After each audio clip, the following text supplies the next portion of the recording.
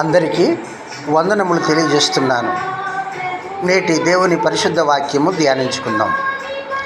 ఈరోజు దేవుడు మనలను ప్రేమించి యెషయా గ్రంథము 61వ అధ్యాయము 10వ వాక్యం ద్వారా మనతో మాట్లాడుచూ ఉన్నారు.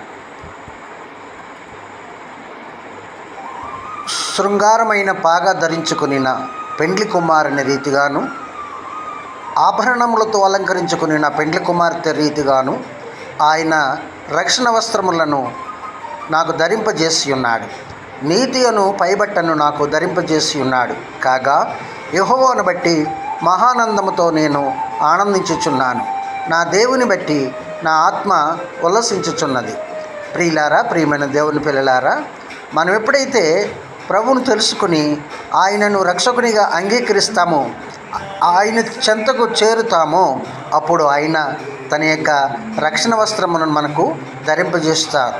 ఆ రక్షణ వస్త్రం ధరింపజేయడమే కాదు, ఆ పైన దేవుని నీతి అనే పైబట్టను కూడా మనకు ధరింపచేస్తారు. అది కూడా ఎలాగనుకుంటున్నారు? పెండ్లి కుమారుని సిద్ధపరిచినట్లు, పెండ్లి కుమార్తెను సిద్ధపరిచినట్లు ఎంతో అందముగా, శృంగారముగా మనను సిద్ధపరుస్తారు యేసయ్య.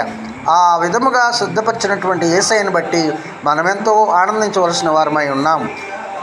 ఆయన యందు ఉల్లసించవలసిన వారమై ఉన్నాం. ఈ వాక్యం ద్వారా మీరు బలపడాలని నేను ఆశిస్తూ, ఈ వాక్యం మీ అందరి జీవితాల్లో కూడా బలమును చేకూర్చాలని కోరుకుంటూ ఉన్నాను. దేవుడి వాగ్దానమును దీవించునుగాక. అలాగే ప్రియులారా, ఈ వాగ్దానము అందరికీ చేరినట్లుగా షేర్ చేసి లైక్ చేయండి. అంతేకాదు, మీ ప్రార్థన అవసరతలు ఏమైనా ఉంటే క్రింది నెంబర్కి ఫోన్ చేసి చెప్పండి. మీ కొరకు మేము ప్రతి ఉదయ సాయంకాలములలో మా వ్యక్తిగత ప్రార్థనలో మీ కొరకు జ్ఞాపకం చేసుకుంటాం. దేవుడు మిమ్మల్ని దీవించునుగాక. ఆమెన్.